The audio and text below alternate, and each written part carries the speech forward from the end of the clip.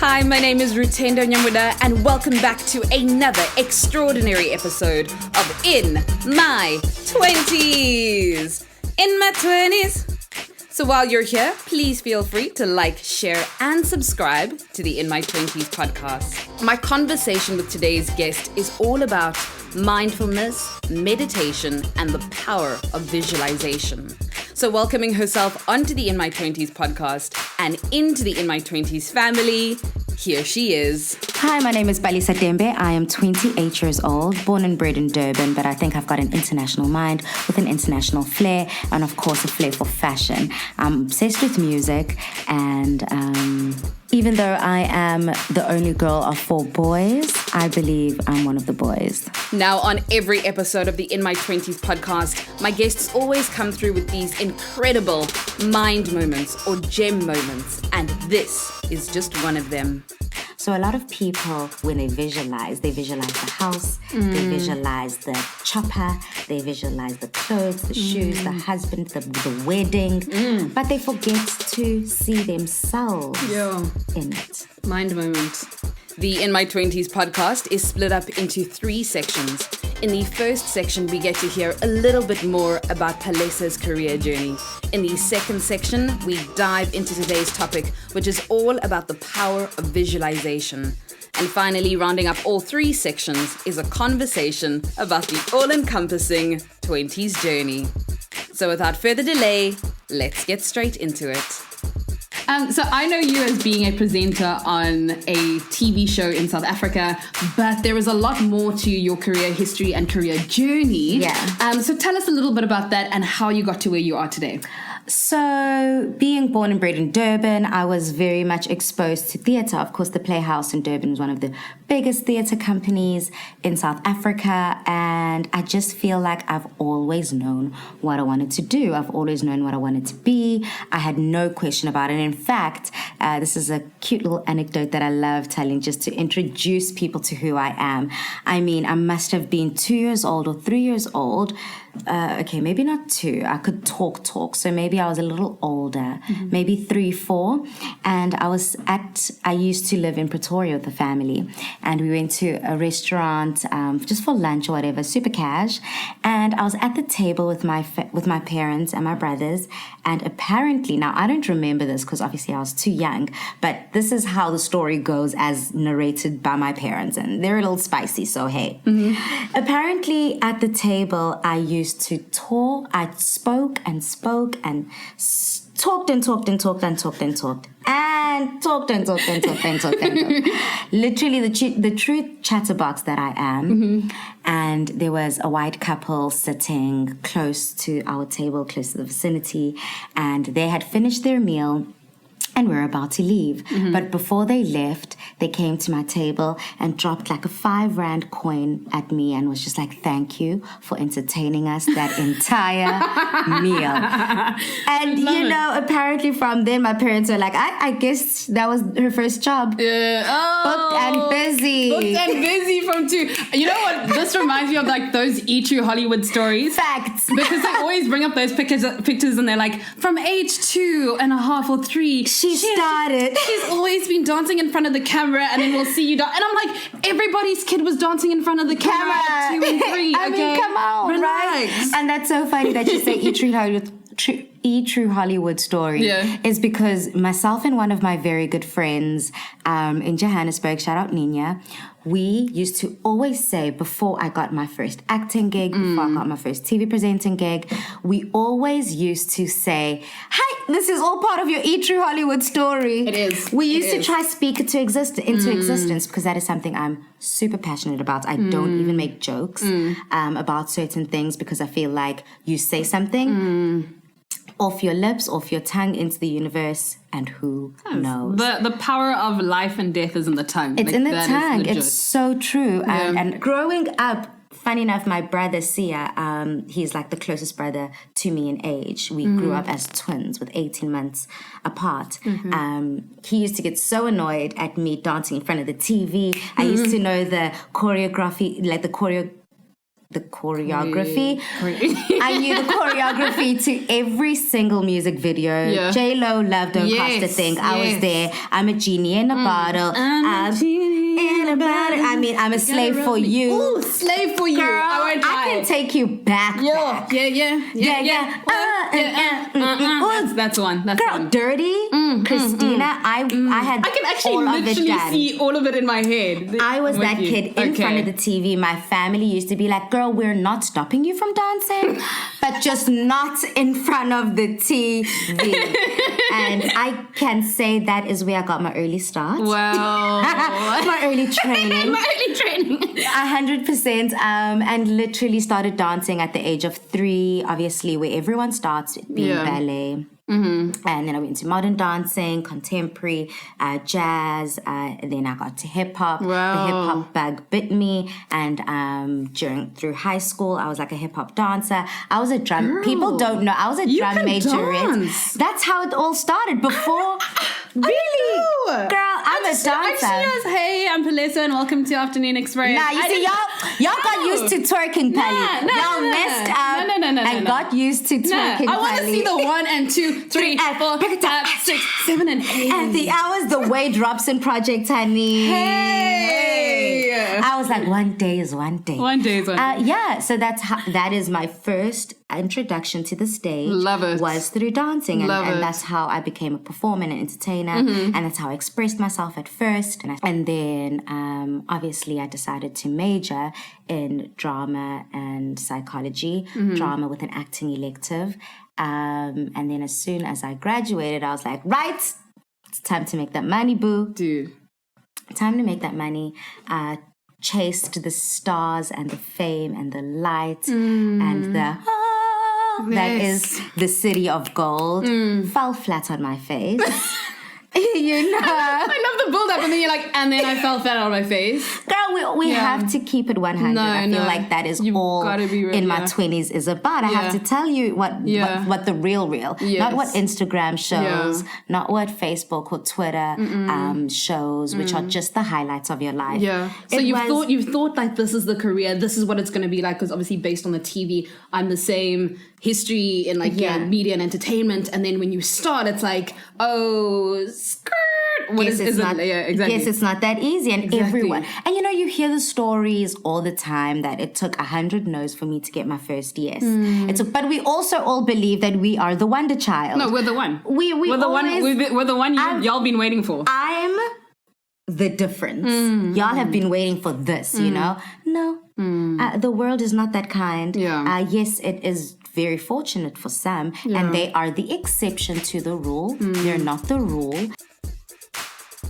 So visualization, meditation, it's all of these aspects of being quiet with yourself, connecting to a deeper power, deeper source, deeper being, connecting with yourself, and having that moment of, I think one of the things we struggle with as millennials or as people in general is this: who am I? What is my purpose? Where am I going?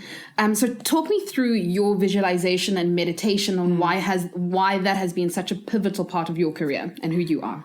So I've been very lucky and blessed that mindfulness was introduced to me at a very young age. I was 16 where I went for my first mind power course. And that's where I was introduced to those aspects. So for some listeners out there who are not quite familiar with what we're talking about, welcome to the 21st century. So I find for myself, visualization is a form of meditation. Okay. Meditation can come in different ways, shapes, forms, but in my knowledge, from what I understand, it is clearing your mind, clearing your soul, opening up your chakras, and just allowing light and whatever positivity you want to feel, good vibrations, good vibes, sitting on the floor, centered very close to the earth, and kind of trying to tune in to a deeper you, right? But that's really difficult because how do you clear your mind where there's a taxi down the road hooting, where you're thinking of school fees?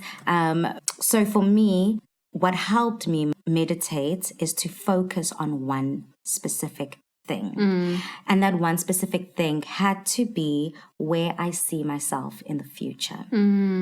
Future Bali. Future Bali could be tomorrow Bali. It could be next week Bali, 1 year Bali, 10 years Bali. Okay.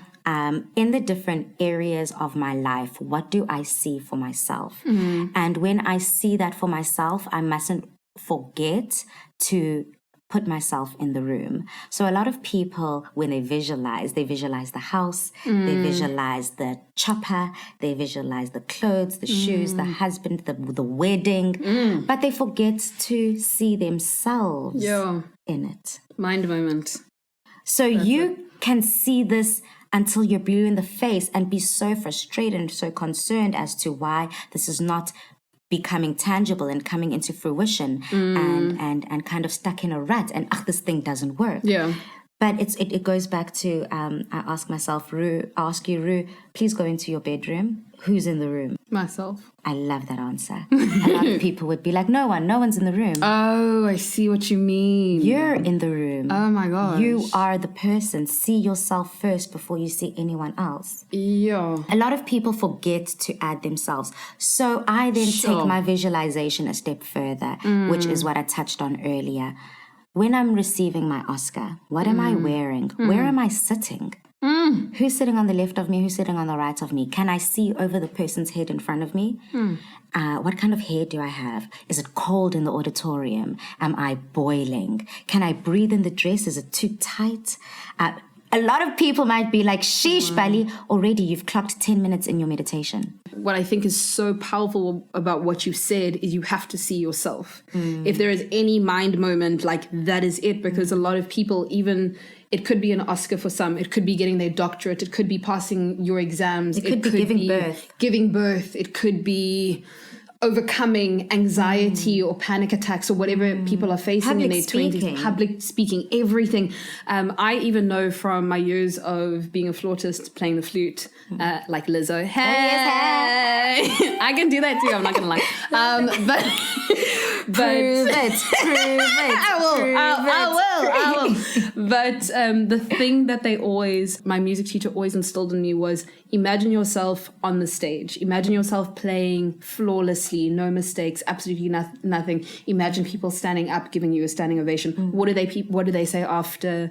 What do they say after you? What are the compliments? But the most important was imagine yourself on the stage, right? Because when you eventually get there, it's your body is like, it's familiar. It's muscle memory. It's like, I've been here before. There's, what is that? I think Big Sean, in one of his raps, he says, if they ask me how I feel, I'm just going to tell them it was everything I expected. And that's one of the lines where I'm just like, yes, that is it. But that you have to see yourself in is so important. It's again, what are your short-term goals? What are your medium-term goals? What are your long-term goals? And you have to write them down. Pen to paper, not on your iPhone notes, not on your Samsung notes, not on your laptop. Take a black or blue point pen and a piece of paper. Get a pencil if you must. No, don't get a pencil because you can erase a pencil. Get something that is permanent and write it down. Yes. Write the vision, make it plain. But write those goals down. So as you said, like it is super easy to maybe have this, these visualizations. You've mentioned, how you visualize, where you meditate, how you sit down, you wanting to be grounded. Where has this happened in your life? Where have your visualizations actually turned out to be your reality? So mine is, I'm just going to give one example, just to keep it short. As you saw, those old ladies gave me 5 rand for a reason when I was 3. But that couple rather. So for me, 110% has to be winning presenter search. Now, again, my visualization has another element to it, and I don't want this to throw anyone off, but I'm still a very spiritual and religious person. So my religious following is Christianity. So for me, within the visualization, whilst I'm visualizing, I'm also praying over it, asking for it. But you can't keep asking for the same thing forever, right? So there needs to become a time where you believe that you've already got it.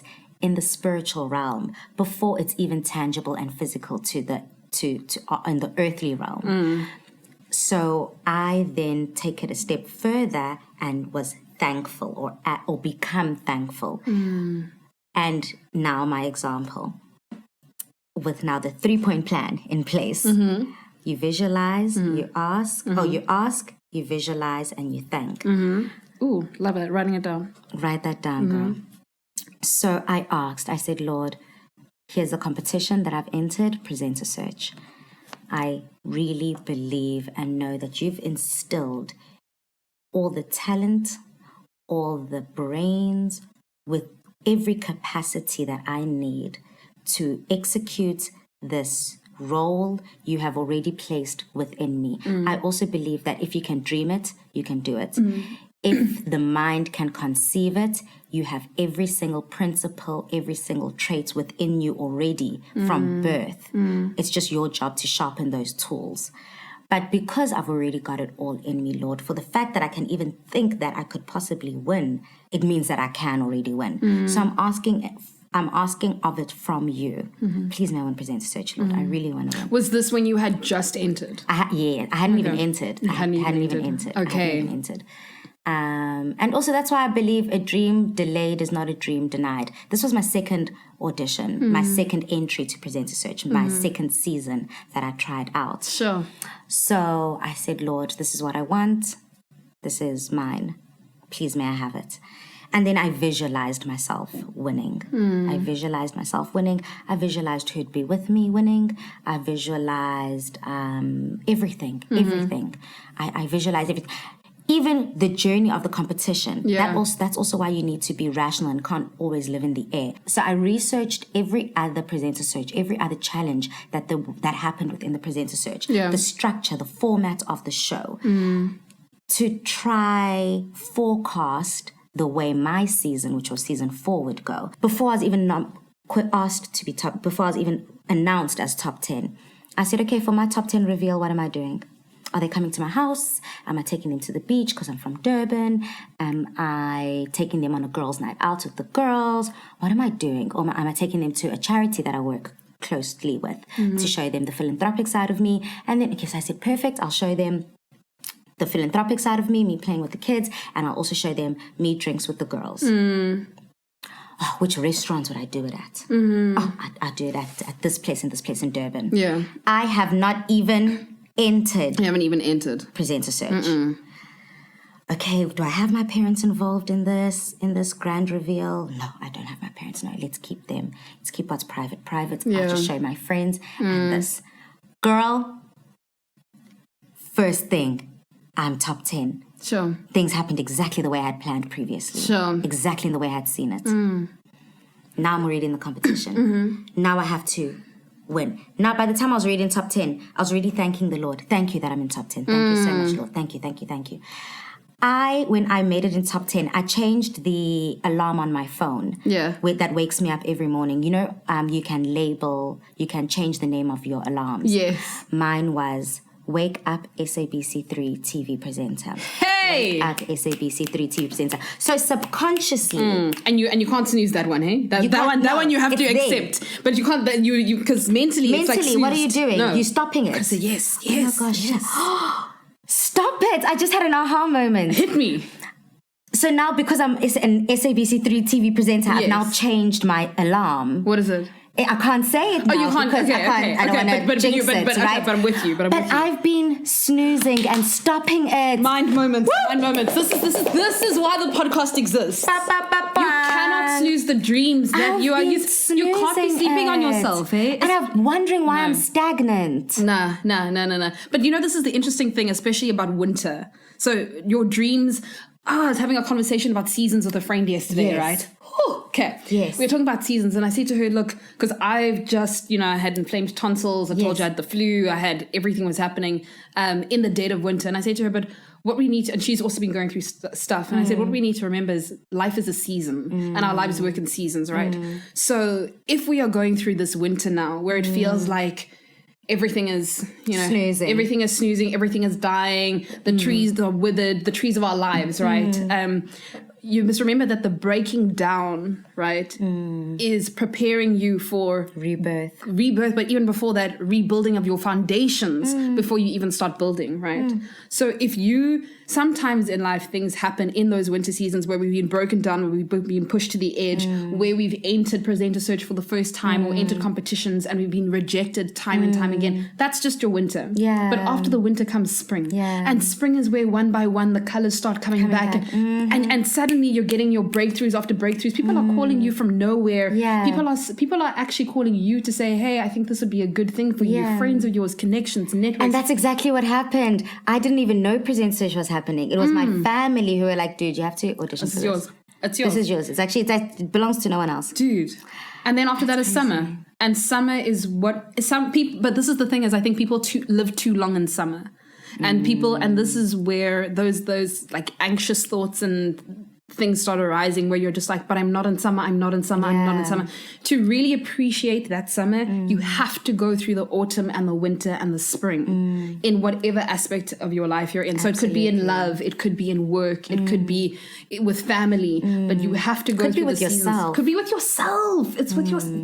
So amazing, so amazing. Yeah. So back to you not snoozing on yourself. So I'm not snoozing, girl. From now on, I'm changing my ways, honey. Long story short, I used to cry tears, kneeling outside my home in Umlazi, Durban, D section, as a 28-year-old living at home with my parents, thanking the Lord that I am this SABC3 TV presenter, crying, saying, Lord, I am thankful. I'm so thankful. Aibo, did things not go wrong within the competition? Almost didn't make the finale. Sure. Identity issues with my ID, with my passports. Couldn't leave the country. Couldn't do this. I had given up. I said, Lord, you promised me that this was mine. I felt it. The Lord said, trust me. I said it's yours. I said it's yours. And people will be like, he said, trust you. How do you know? You know deep down in your heart. Yeah. Did I not make it? Did I not shoot my challenges back to back? Did I not win? Yeah. The same tears I felt crying in front of my Umlazi Township D section home were the same tears, the same intensity I felt in that moment when I was announced as the winner. Palesa, we've all had our 20s journeys. We've all had these, high highs and low lows and some beautiful in-between moments. But if you were to summarize your 20s journey, how would you summarize it? I would say my 20s have been experimental. They've been wild. They've been a teacher. They've been spiritual. My 20s have been... Do you say my 20s has been or have been? My 20s has...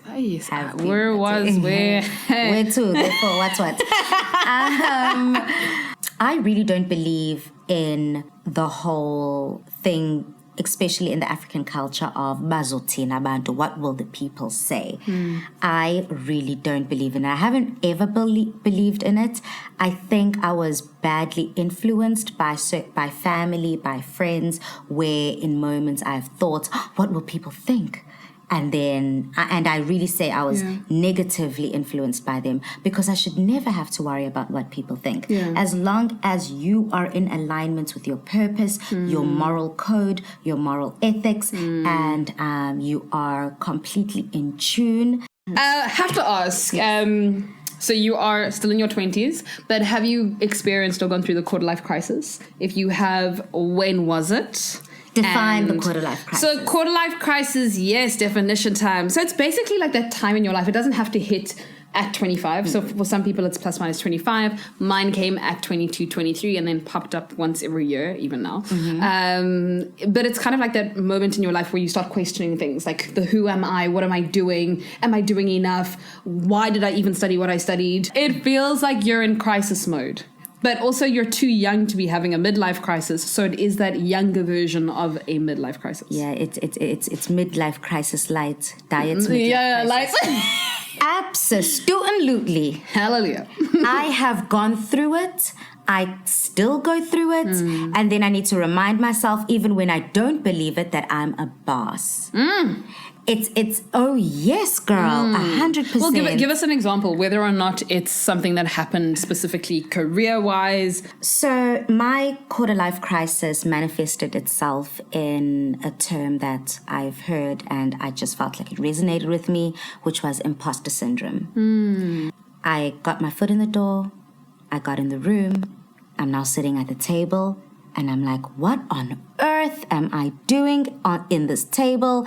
What am I going to talk about? Am I even going to be entertaining? Am I good enough? And this is maybe something that people don't know about me. And it's really like been a very emotional thing. And I don't mention it because, and a lot of the time I thought that it would hinder me in especially what I do. Yeah. So I kept it to myself. And I've run away with it. And it's been, for me, a very big challenge now, because I sometimes struggle to perform where I need to perform. Reading. Growing up, I hated reading. Okay, I had a learning disability, and this is what people don't know. I'm dyslexic. I've always been my whole life, and coming from an African family, they didn't know what that was. Why can't you just read what this word is? It's bad. I don't understand. They got frustrated with me when I was doing homework and whatever, which made me build up an attitude towards reading. Because every time I read, people get frustrated, which makes me upset. I feel ashamed. I feel embarrassed. So I just didn't sharpen the tool of reading. Even in varsity, I will always say I'm a lazy student. I am not an academic. You know, maybe I taught myself that because I'm very intelligent. Every job I've done, I haven't even studied. Didn't even take it at school. I took drama and I was doing finance in a corporate environment in the middle of Sandton City. Like I just learned it. I took maths literacy. Hell, I was, winging it, literally. But with that, I just was still neglecting, finding shortcuts in reading. I then became an actress and TV presenter. The one thing in entertainment that requires good readers. And don't just read and read the words, read with understanding.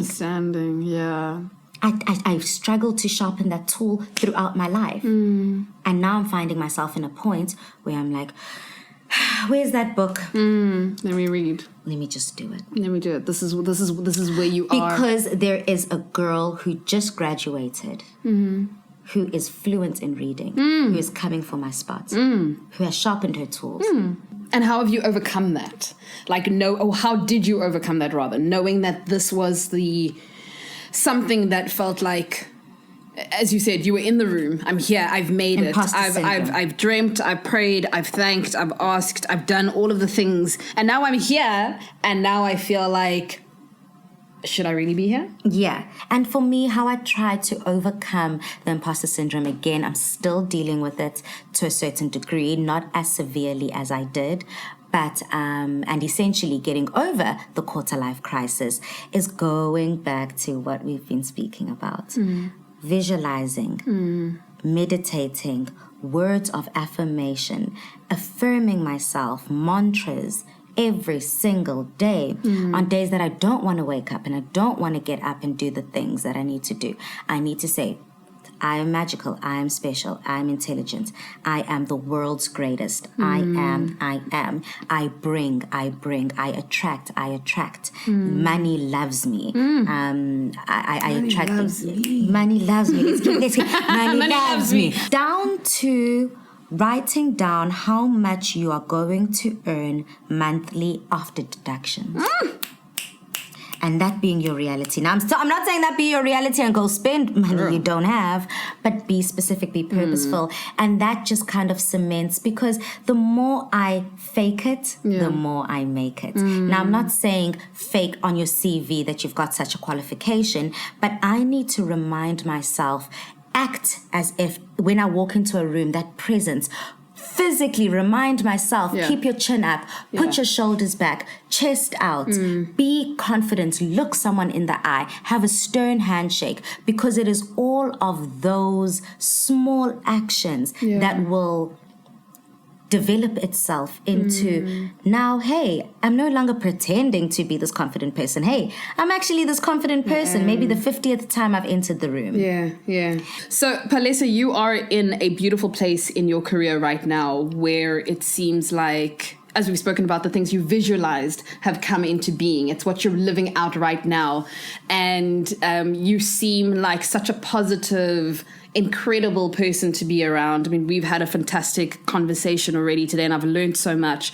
I want to find out, what advice do you have for someone who in their life right now, they're feeling a little bit stuck and a little bit stagnant, and they want to get into the visualization and the meditation. They want to be in that positive space, although I do believe in seasons of life. But essentially, what advice would you have for them? I would say take time to be by yourself.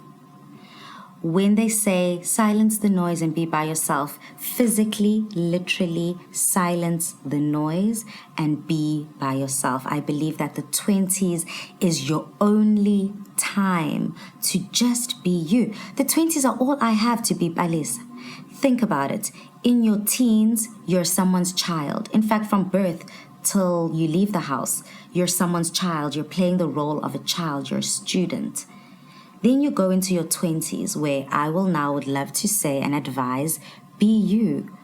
Figure out your likes, dislikes, change hobbies, flip-flop, change degrees if you need to change degrees. Figure it out for you. Have you time. Because in your 30s, again, I am not putting any age gap or limit. I'm just speaking generally. People get married and start having children. Then you take on the role as a mother, wife, husband, father. And then in your 40s, your business is probably now skyrocketing. So now you're full on professional. You have to make that money for these kids. And then only in your 50s and 60s again, you're now starting to find yourself again, and you eat, pray, loving. Why can't we eat, pray, love in our 20s? Why can't we eat, pray, love in our own way? Define it for ourselves. Be selfish, and I mean be selfish. And my advice, if you're feeling like you're hitting a wall and you're stuck within a rut and you're unable to break free, dial it down, turn off your phone, log out of Instagram, log out of Twitter, log out of Facebook. Be you. Tune in, dial in, whether it's taking walks, do things that you know will feed yourself. Listen to music, sage your house, whatever you need to do, but be selfish, do you, be you, and then that will allow yourself to give to the next. Oh my mind moment. What an extraordinary conversation. Thank you so much, Palesa, for coming onto today's show and sharing your wisdom and your journey with us. I must admit, you have such a beautifully poised voice that I could literally just sit and listen to you speak forever. There were so many beautiful mind moments on today's episode, and the one for me where the penny really dropped was when you were saying when people are visualizing or meditating, they often forget to picture themselves there, to picture themselves with the car and the house and the money and the bay. So we'll catch you same time, same place, right here on In My 20s. In my 20s, how old are you? I am. We had a conversation about visualization of a nation, communication, precipitation, amalgamation. I wanna be a rap star when I grow up. Why? 'Cause I think that I'm fly tonight. Party in my crib, CRIB. Okay, bye.